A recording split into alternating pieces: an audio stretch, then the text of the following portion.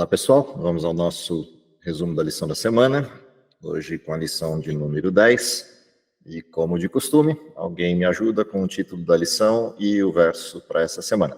Depois nós, os vivos, os que ficarmos, seremos arrebatados juntamente com eles, entre nuvens, para o encontro com o Senhor nos ares, e assim estaremos para sempre com o Senhor.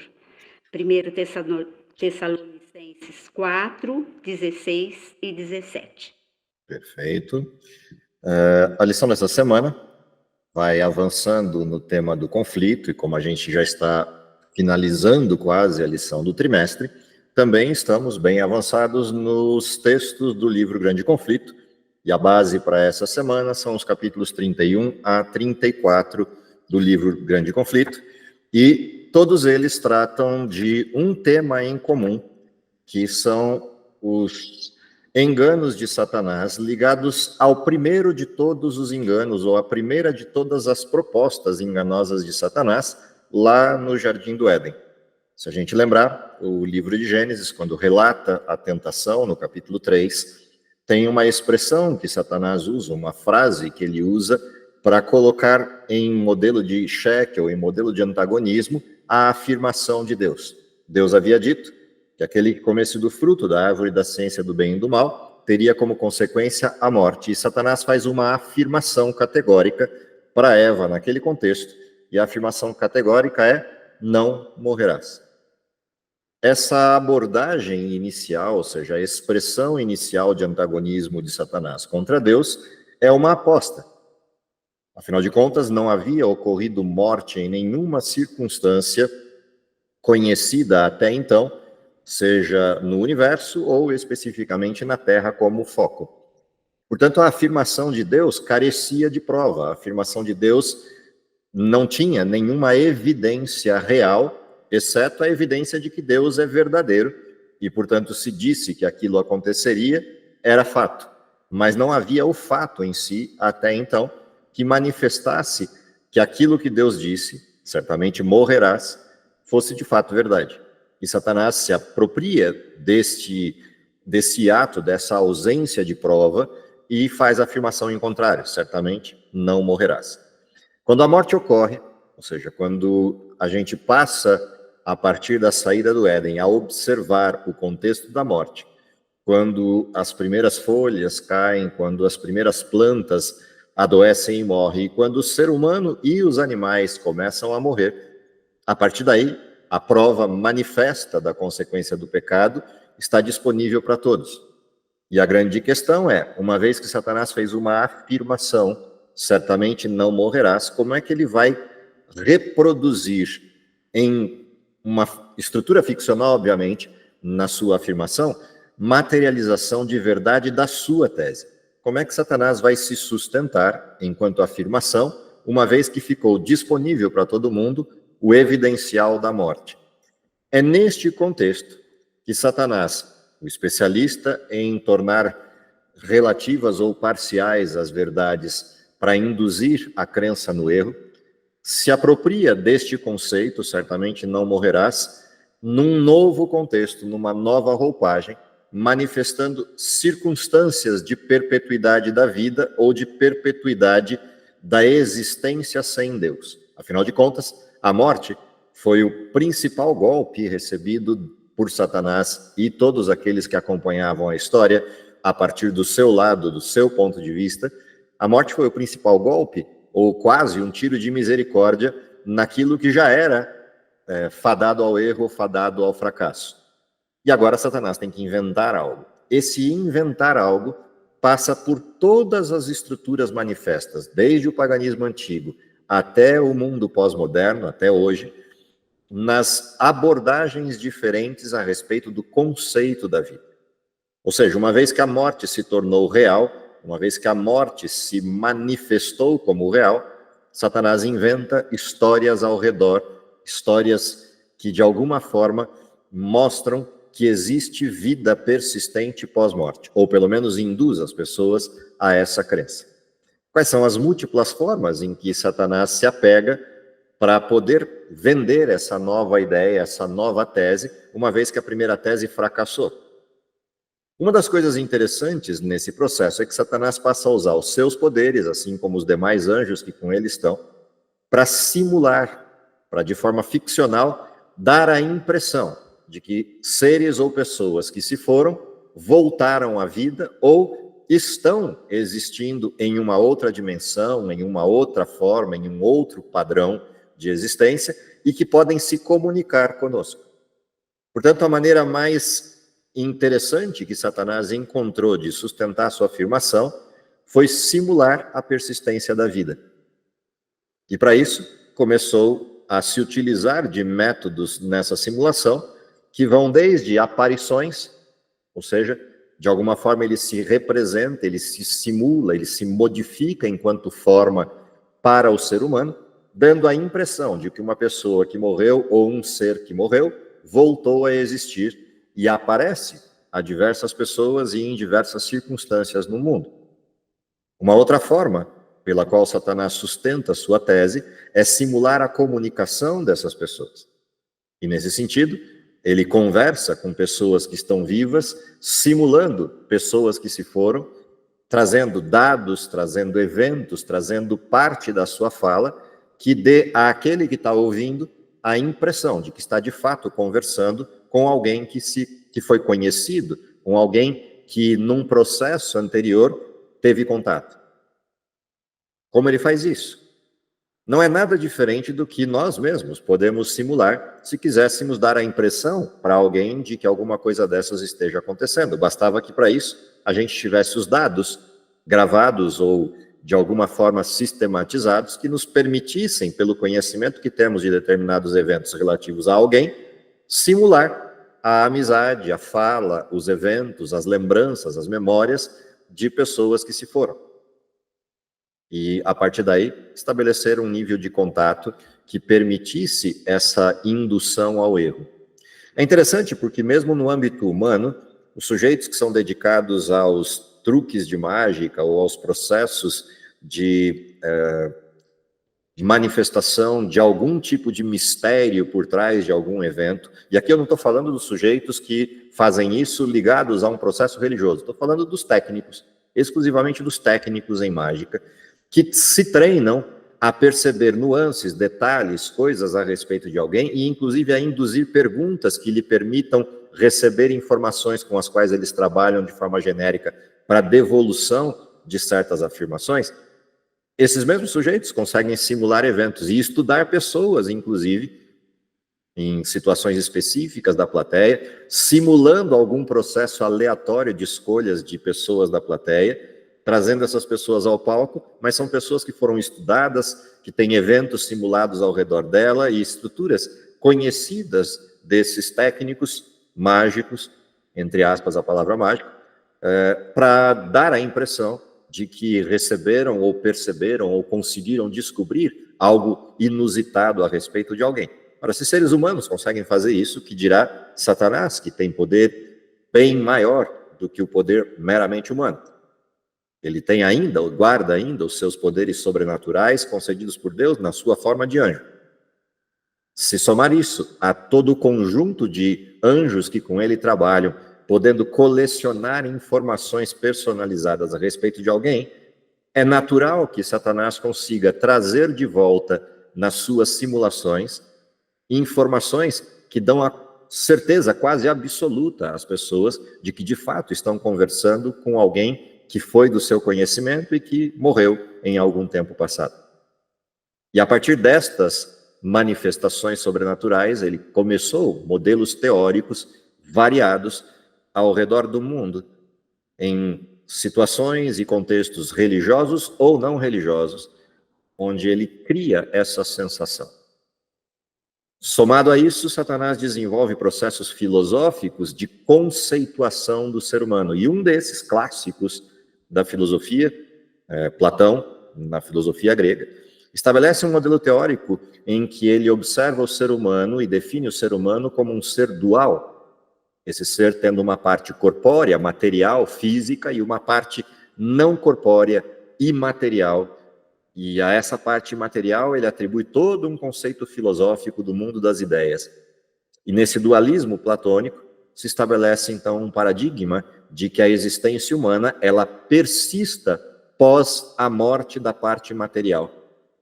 Aquilo que é imaterial não pode ser destruído ou desfeito e persistirá depois como uma existência formal e consciente, separada do corpo.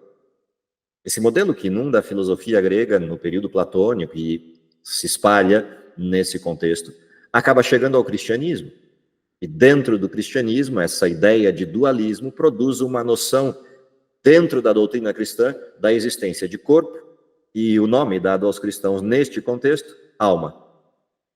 E essa dualidade, corpo e alma, cria dentro do cristianismo uma abordagem igualmente perigosa, semelhante à da Grécia, que é a abordagem de que o ser humano pode existir pós-morte sem depender de nada. Afinal de contas, ele já é imortal nesta parte, que é a parte imaterial que habita o corpo.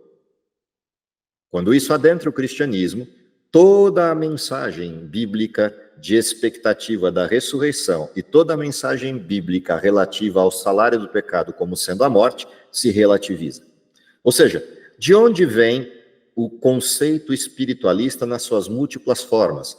Nas formas pagãs, nas formas orientais, filosóficas ou nas formas cristãs. De onde vem esse conceito e como ele se forma e quais são os seus impactos? De onde vem? Dessas diversas simulações inventadas por Satanás ao longo da história. Seja na forma direta, aparecendo, seja na forma indireta, criando conceitos. Quais são as consequências disso para a fé cristã? As principais consequências disso para a fé cristã estão, em primeiro lugar, no distanciamento do foco ou expectativa da vinda de Cristo. Afinal de contas, se eu já sou imortal e quando morro, a minha parte imaterial, chama-se alma no cristianismo ou chamada parte imaterial ou ideias no mundo grego, ou qualquer outro nome, espíritos ou outros nomes que se recebam nos diversos contextos filosóficos e religiosos, o fato é que uma parte imaterial persiste. E essa parte imaterial é consciente, e estando consciente, usufrui das recompensas. No caso do cristianismo, a proposta é, quando o ser humano morre e é bom, sua alma vai ao céu. Quando o ser humano morre e é mau, sua alma vai ao inferno. Mesma descrição da Grécia, mesmo contexto, mesmo conceito aplicado na filosofia grega. E o cristianismo ainda dá um plus a isso, criando, além desses dois lugares, um terceiro lugar, chamado de purgatório, onde aquele que era quase bom, não era suficientemente bom para receber e herdar o paraíso, vai a esse purgatório e lá ele purga, ele paga a conta do pecado durante um tempo, que pode ser largo ou curto, e uma vez pago, ele migra ao céu. Se ele é mau, a ponto de não ter como purgar, então vai direto ao inferno. No caso do cristianismo medieval, cometendo algum pecado capital, vai direto ao inferno. Cometendo algum pecado venial, pode ser perdoado em vida ou perdoado e pago no purgatório. Essa noção tira a ideia da vinda de Cristo de cena. Afinal de contas, todos que morreram já vão para o céu ou para o inferno ou para o purgatório, não precisa que Cristo volte. E tira a noção de ressurreição. Afinal de contas, se já fomos para o paraíso ou para o inferno, não há por que ressuscitar. Essas mensagens, que são centrais na esperança do cristianismo, foram sendo uma a uma derrubadas ao longo da história. Além disso, a dependência de Deus passa a ser substituída por um processo consultivo aos mortos, seja na noção do paganismo, nos múltiplos rituais inventados para contato com os mortos e receber deles influência, na perspectiva de que esses mortos velam por nós que estamos vivos, nos orientando, nos dando direcionamento, nos dando proteção, ou até no medo e pavor gerado pela perspectiva de que esses mortos podem retornar em situações de ataque, maldição ou algum tipo de problema.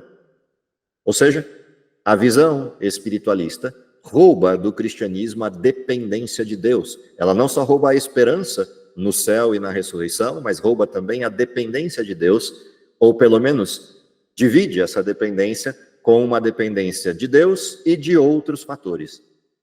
Além disso, esse modelo de percepção dual, e em alguns casos até um modelo tripartido de existência, essa estrutura também nos rouba, além da esperança e do modelo estrutural do cristianismo, no sentido de relativizar alguns desses conceitos, ela também relativiza a ética, a moral. Afinal de contas, se eu posso purgar os meus pecados depois de morto, eu posso viver uma vida mais ou menos aqui, que eu vou ter uma segunda chance. E a noção da gravidade do pecado, ela também se relativiza em função das noções espiritualistas. Não só contente com esse tipo de abordagem, Satanás verteu esses modelos para vários outros. E dentro dessa perspectiva da relativização do mal, para cada vertente criada, filosófica ou religiosa, de noção de imortalidade dessa parte espiritual, ou seja, imortalidade da alma ou imortalidade do espírito, etc., para cada uma das vertentes, você tem algum tipo de alinhamento, algum tipo de direcionamento que é dado para as responsabilidades humanas ou para a perda delas. A ponto de você ter, na filosofia oriental, por exemplo, uma noção de que bem e mal, na realidade, são ilusões. São duas facetas de uma mesma moeda que eternamente vão estar juntos. Não há possibilidade do bem existir sem o mal e nem de o mal existir sem o bem. Os dois precisam existir juntos. E o que passa a ser o alvo do ser humano é o equilíbrio dessas duas teses, o bem e o mal, como se isso fosse uma realidade possível. Todas essas noções variadas são impactos do espiritualismo sobre tudo aquilo que é a base da governança de Deus, do reino de Deus e da mensagem bíblica. Quando a gente olha especificamente esse conceito de mortalidade ao longo da Bíblia, e vocês vão ter vários textos para poder ler durante a semana, a Bíblia é muito clara de que morte é real, morte é definitiva, e não fosse a misericórdia de Deus em enviar a Cristo para morrer por nós, a vida não seria possível outra vez. Ou seja, uma vez morto, morto para sempre. A vinda de Cristo e a sua ressurreição são a demonstração clara bíblica de que a única forma de livrar-se da morte é a ressurreição em Cristo. Mais do que isso, a Bíblia vai afirmar categoricamente, no Velho Testamento principalmente, de que a morte não tem conhecimento, não tem acesso, não tem interação, ou seja, uma vez que morto, não há mais nada depois disso. Na morte não há pensamentos, não há desígnios, não há trabalho, não há nada. A morte encerra a existência, encerra a vida. Só é possível voltar a viver num processo de recriação feita por Deus, chamado de ressurreição na Bíblia. No Novo Testamento, a gente encontra a mesma referência, porém o Novo Testamento ainda é mais enfático ao pontuar que a ressurreição é o ponto de referência para retorno à vida. Seja em Paulo, seja nos Evangelhos, a gente vai encontrar sempre a mesma afirmação. E lá no fim da Bíblia, no livro de Apocalipse, a gente ainda tem muito claro que na vinda de Cristo haverão duas ressurreições. Todos os que morreram em Cristo ressuscitam na primeira ressurreição, todos os que morreram como ímpios, rejeitando a Cristo, rejeitando a verdade, rejeitando a Deus, ressuscitarão para receber uma estrutura única, uma única recompensa chamada morte eterna. E a primeira morte só não é chamada de eterna, porque como Cristo morreu e ressuscitou, todos terão a oportunidade de ressuscitar uma vez. Uns para a eternidade, de vida com Deus e felicidade e perfeição, e outros para receber, como definição, o julgamento, morte eterna. Isso não significa que a primeira morte era circunstancial e tinha alguma coisa no intervalo. Não, só significa que eles terão que ressuscitar para serem julgados. Assim a Bíblia descreve no Novo Testamento essa questão. Quando a gente observa, então, essas consequências do espiritualismo sobre a fé, essas consequências do espiritualismo sobre o cristianismo, o que é importante perceber, além de todas essas consequências, ainda tem o fato de que Satanás compartilhou o seu poder. Ele não só simulou as situações, ele não só se apresentou de formas simuladas para sustentar suas teses, mas ele induziu pessoas a se tornarem gurus, feiticeiros, agoreiros e toda sorte de apresentações distintas nas diversas condições do mundo, sejam filosóficas ou religiosas, ele criou não só seguidores, mas criou gurus. Sujeitos esses que manifestam o poder de Satanás. Operam milagres, sinais, prodígios, maravilhas, interagem com as pessoas simulando adivinhações, interagem com as pessoas invocando a representação de pessoas que já morreram, como incorporações ou apresentações de alguma ordem desse tipo de circunstâncias. Ou seja, Satanás criou representantes no mundo. E a Bíblia também é enfática nisso, principalmente no Velho Testamento, do quanto Deus abomina este tipo de representantes. A ponto de Israel ter como parâmetro, como situação presente dentro do povo de Israel, a necessidade de que tais pessoas fossem eliminadas do arraial de Israel. Tal era o perigo desse tipo de atuação. Ou seja, toda essa construção ao longo dos anos que Satanás elaborou para o engano, visava um alvo principal no fim da história, que é descolar as pessoas da esperança no Cristo. Seja a esperança no sentido da própria cruz e ressurreição, seja a esperança final da destruição do mal e da extinção de todas essas abordagens, de todas essas teses. Mas tem mais do que isso. Ao longo dos anos, Satanás foi preparando o mundo para acreditar que existem essas manifestações espirituais pós-morte e que elas são reais e que existem espíritos variantes entre todos nós das mais variadas espécies. Toda essa apresentação, toda essa modulação, todas essas coisas, na realidade, visam um alvo último, que é a humanidade se acostumar com essas manifestações, ainda que alguns sintam medo ou pavor quando elas aconteçam, mas se acostumar a tal nível com isso, que no fim da história, quando ele simular a apresentação de Cristo e uma apresentação sobrenatural ao mundo, isso se pareça como algo natural, algo comum ao humano. Além disso, a sustentação de todos esses prodígios e milagres visa também um ato final, que é Satanás simular o Cristo, procedendo milagres e as falas de Jesus, como aconteceu no ministério na sua primeira vinda.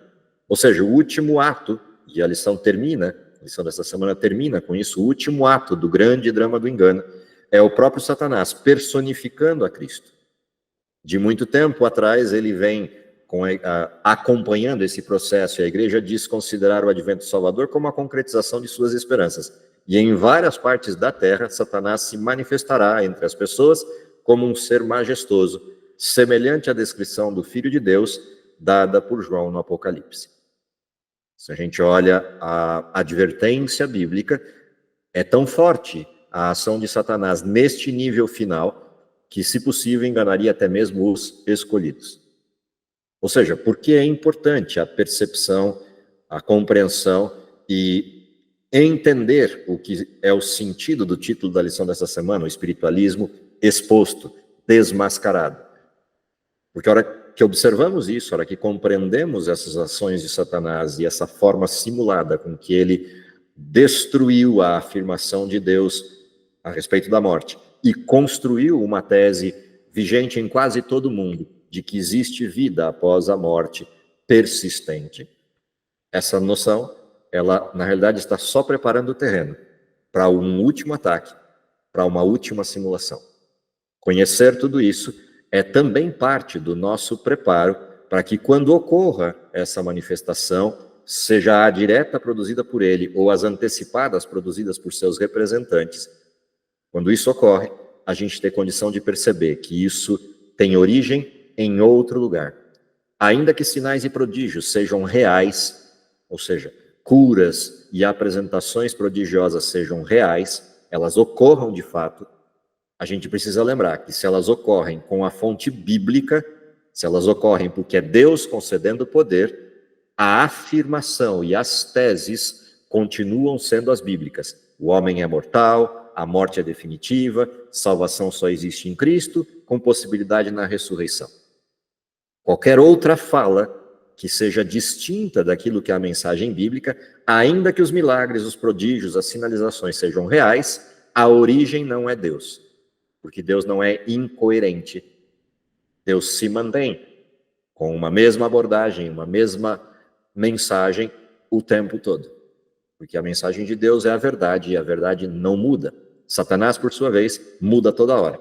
Basta que ele tenha alguma resistência em um ponto, ele já imediatamente cria um segundo ponto, uma nova saída, uma simulação nova, e vai mantendo o seu engano. Portanto, que essa lição, durante a semana, nos permita, nessa revisão das atuações de Satanás, ao mesmo tempo que entender o que ele fez e os seus motivos, entender que tipo de preparo temos que ter para enfrentar todas essas coisas no tempo próximo que se avizinha, das manifestações mais fortes, mais agudas, mais prodigiosas de Satanás, e não sermos encontrados titubeando entre a verdade e o erro. Que Deus abençoe vocês, que Deus me abençoe no estudo da semana. Não esqueça de ler os capítulos do Grande Conflito, separados para essa semana, e a gente se encontra na próxima semana para discutir a lição. Um grande abraço e até mais. Vamos orar? Querido Pai que está no céu, te agradecemos pelo dom da vida, te agradecemos porque apesar de todas as circunstâncias, de todas as dificuldades, temos a certeza de que podemos confiar em Ti. A despeito das simulações e maniqueísmos de Satanás, temos também a convicção de que à frente de todas essas coisas está um Deus que não muda, um Deus que nos concede poder e nos dá força para enfrentar o mal. Perdoa os nossos pecados, prepara-nos para o Teu reino, é o que lhe pedimos por Jesus. Amém.